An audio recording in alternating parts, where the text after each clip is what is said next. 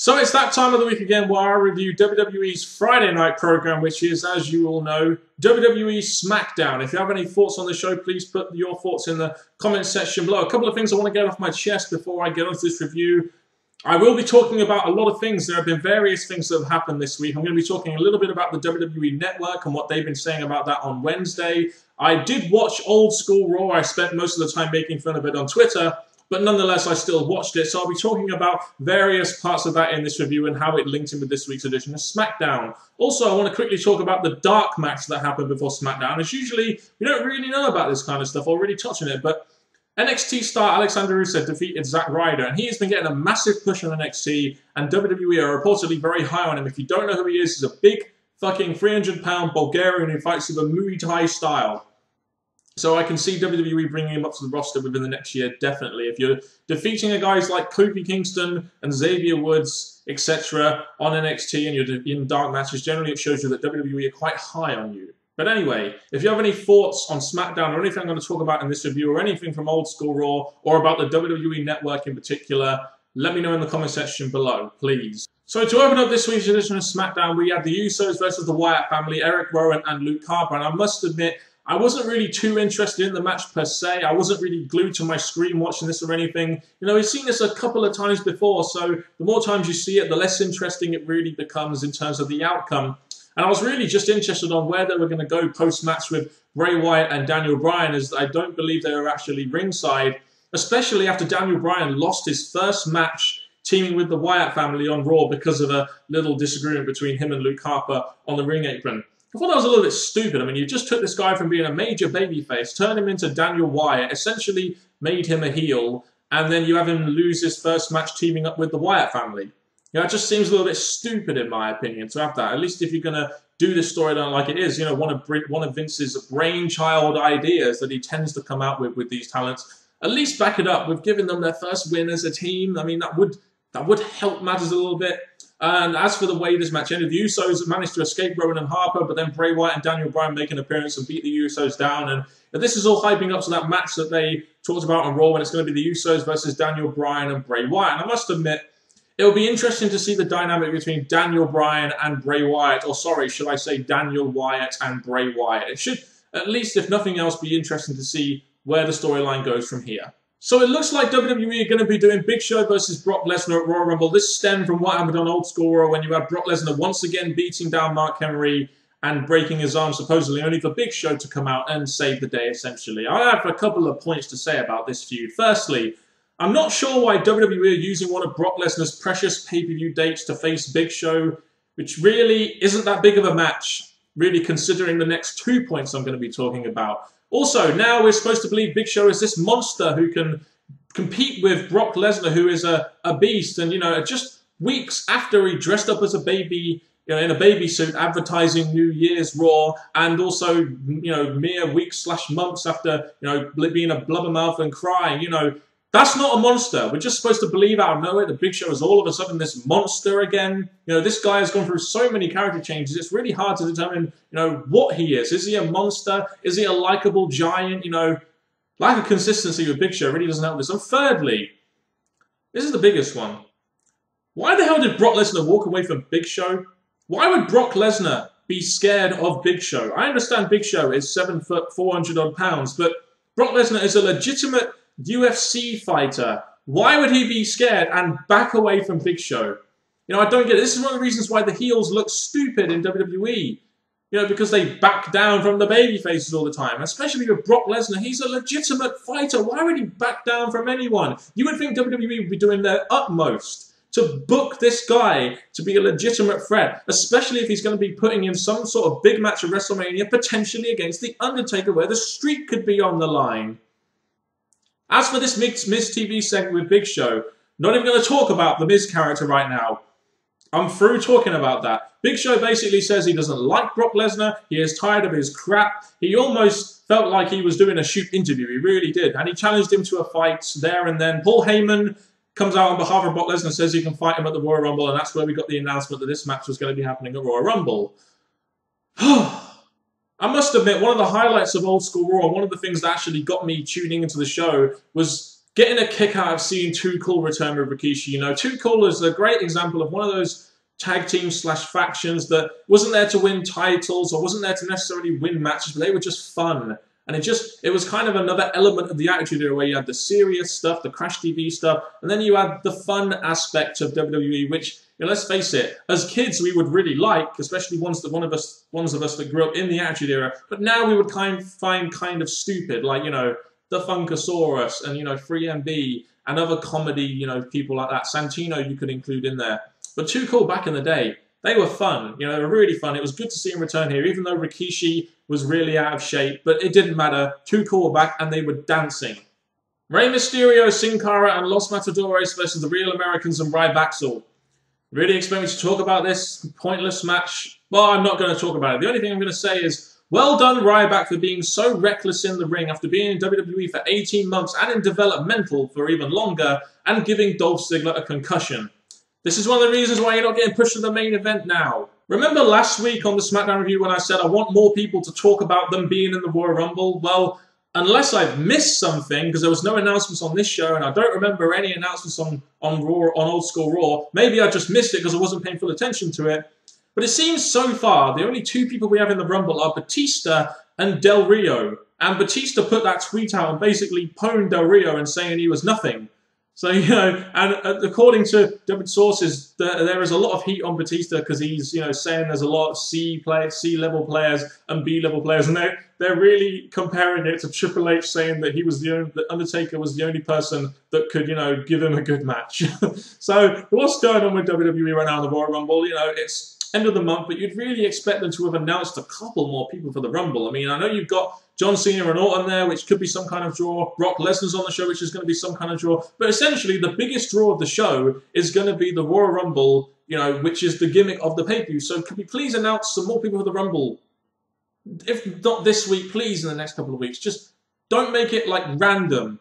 Even maybe have some Royal Rumble qualifying matches. At least it would fill some time with some of this pointless filler we had on this show. Hell, why not have Rey Mysterio, Sin Cara, Los Matadores, Real Americans, and Ryback? So rather than that being a pointless match, why not have that as a Royal Rumble qualifier? Why not have Xavier Woods versus Fandango, another segment which I'm not going to talk about? Why not have that as a Royal Rumble qualifier? At least it would give some meaning to the segments. You know, apparently on Raw, Randy Orton will be addressing the Authority. Thank God I won't be tuning in for that. And apparently Orton is kind of like the YWC in that he doesn't like what's best for business. Get what I just said there? Anyway, I have no idea why Orton is so pissed. You know, Cena lost the title, so he does get a rematch. And, you know, if Michael Cole is calling you out on this, you know you're just going all over the place right now. Michael Cole said on commentary that, well, Cena is entitled to a rematch, and JBL, the heel commentator, even agreed with him because you can't disagree with logic. So why the hell is Orton so pissed off? I don't know. Anyway, we've got Randy Orton versus Big Show in the hour main event. And I must admit, I like the concept of putting Big E Langston, a newer guy who's the IC champion, against a guy like Orton, who is on a bit of a bigger level than him and is the WWE World Heavyweight Championship. It's also a match we haven't really seen, so it's a new matchup. You know, we all knew Big E Langston wasn't going to win this match, and neither should he, in my opinion. If Randy Orton is going to be the WWE World Heavyweight Champion going into WrestleMania, which he may do, he can't be losing to a guy like Big E Langston. So I was really more focused on how they would book Big E. And, you know, they booked him okay. You know, at the first half of the match, he kept throwing him off. You know, Big E Langston kept throwing Big E Langston kept throwing Randy Orton off his game. Kind of like looking at the camera right now is kind of throwing me off my game. I have no idea why, as I should be used to this by now. You notice in the second half, though, all Orton did was chin locks. It was chin lock, chin lock, chin lock, chin lock. And I guess at the end of the day, Randy Orton won with an RKO, but it took a heel tactic, thumb to the eye, to beat him. So Big E Langston, at the end of the day, while he lost, didn't necessarily look that bad. And one of the biggest issues of Randy Orton over the years has been that he's not really prepared to put over younger talent. And, you know, he's not going to let Big E Langston win here because there's no way Big E Langston should be beating him. But at least it took that, as a heel, it took that to beat the babyface, which makes the babyface look a little bit better because they needed cheating tactics to actually beat him. That's a lot better than, let's say, having Randy Orton beat Dolph Ziggler clean in a 15-minute match. So as we saw on Wednesday, the WWE put out an announcement that they were going to be launching the WWE Network on the 24th of February. And there's been a lot of details about this, a lot of hype about this, and none more so than in WWE itself, as they think this is going to revolutionize, you know, the business and everything. And, you know, there is a possibility. It's one of those WWE/Vince McMahon ventures, you know, that could really put WWE on the map, or it could be another XFL. You know, we never really know. But judging by this, you know, the facts they've been giving us, it's going to be $9.99 a month with a 6-month commitment. All 12 pay-per-views, including WrestleMania, are going to be on there. So you've got your value, definitely, as a WWE fan, got your value for money just with the pay-per-views there. Because essentially for, you know, $120 a year, which is essentially 2 pay-per-views or a WrestleMania and a pay-per-view, you're getting 12 pay-per-views. So value for money is brilliant here. Also, there's going to be old footage, you know, of WWE, WCW, ECW, and WWE exclusive programs on there. So it's not going to be launching in the UK for a while. I don't know whether I'm going to buy it. I don't know. But, you know, judging by the pricing and what we're going to be getting on the WWE Network, which I believe is an internet streaming service like Netflix, I believe. I don't know all the details about it. All I know is it does look pretty damn good. And, you know, for WWE, it's created a lot of buzz. You know, a lot of people are talking about it. The YWC is talking positively about WWE. I mean, this doesn't happen every day, does it? I mean, Christ. So it looks pretty damn good. And, you know, I can see why a lot of people really seem to like this idea. We'll see where this goes. Man, seeing Jake the Snake ending the show on, you know, Old School War was really awesome. He looks in so much better shape, and that DDP yoga thing has really gone a long way with him. And I do hope that Jake the Snake Roberts, after that appearance, will be in the Royal Rumble. It would be a great moment to see him in the Royal Rumble. And he got a great reaction as well when he came out at the end of the show. You know, did anyone else also find it funny that Dean Ambrose kind of broke kayfabe when smiling when the snake was put on his face? I thought that was kind of funny. And what a moment for a guy like Dean Ambrose, you know, who's been in the business for a little while now and has just come up to the roster after just about a year. And, you know, he's involved in a segment with, you know, Roddy Piper and then Jake the Snake Roberts, you know, 2 people that they could, I guess, compare his character to. So what a moment for a guy like Dean Ambrose. I also found it kind of funny how in the promo segment on this week's show, he went on to say that he hated snakes, you know, even though when one was put on his head, he started smiling. I guess that was just because it was Jake the Snake Roberts' snake. I don't know. Speaking of great moments for people, Roman Reigns got a win over CM Punk, who, let's face it, is a guy in WWE, and he's one of their top talents in WWE right now. He's faced Brock Lesnar, you know, Randy Orton, all the top talents in WWE, Undertaker at this year's WrestleMania, Jericho. He's faced a lot of top talents in WWE. And for Roman Reigns to get a win over CM Punk, that is a big motherfucking deal. That is, you know, it's pretty much a big stamp of approval to on WWE that they want to go places with this guy. And I hope at the Royal Rumble they have him eliminate 10, 11, maybe more than that. You know, more people eliminate him. You know, maybe he eliminates more people than Kane did, you know, in the 2001 Rumble. That would really put him over the edge. And maybe at WrestleMania you have the official breakup of the Shield or something. I don't know. But as for this main event match, CM Punk and the New Age Outlaws versus the Shield. This was kind of hyped up on Old School Raw when you had, you know, the Shield beating down, I believe, I can't remember who it was, but they were beating someone down. I believe they were going to beat Roddy Piper down, and then CM Punk and the New Age Outlaws came out, and that was our main event for this week's show. You know, the New Age Outlaws didn't do their intro. I was kind of disappointed with that. I was really hoping for a bit of Road Dogg, Jesse James on there. But I will be wanting royalties for using my intro music, WWE. I'm expecting a check in the post in the next week. If not, I will complain on the internet. Did you hear me, WWE? I will complain on the internet. Yes, that's a full killer reference. I know, I'm just messing around. Also, was it me? Or was there loads and loads of long, awkward pauses on commentary? Kind of like that. It just felt like the commentary was really either badly edited or just they didn't really have anything to say in this match, or they were just joking about, you know, casual banter. I don't know, but just in this match, there was loads of quiet, and all of a sudden Michael Cole comes in and goes, "It's CM Punk and the New Age Outlaws versus the Shield." And I'm like, whoa, whoa, whoa, whoa, where was all the in-between stuff here?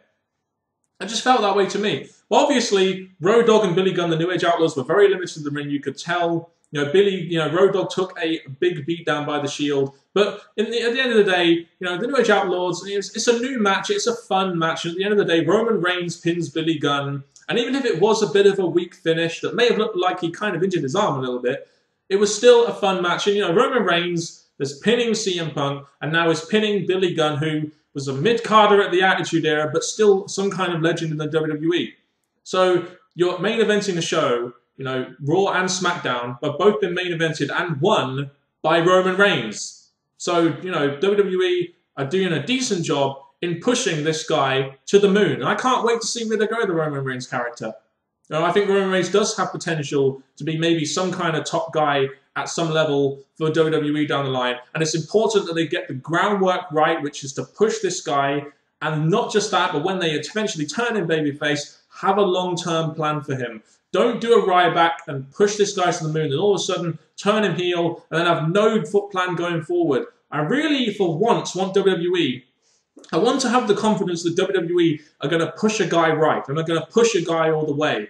And I don't necessarily have, you know, loads and loads of confidence with Roman Reigns. But with Ryback, I had loads of confidence, and it disappointed me. And I'm hoping WWE will at least do right with Roman Reigns. I know it's not most people's cup of tea. I know people would probably rather see Dean Ambrose and Seth Rollins in the main event scene, or WWE bringing in the American Rules and putting them in the main event of WrestleMania 20, all that kind of stuff. But, you know, Roman Reigns, at least let's give this guy a chance. And WWE, please do right and push a star and make him into a star, please. You'll probably notice I didn't really talk too much about Smackdown this week. I was more really focused on, you know, other news in WWE and old school Raw. But, you know, the main event of this show was pretty fun, but it's really hard. And I guess Randy Orton versus Big E was okay. But other than that, it was really hard to pick out, you know, little highlights that really fill up the show. I guess the Miz TV segment was, you know, just kind of there. And, you know, the Wyatt family segment, that was okay. You know, but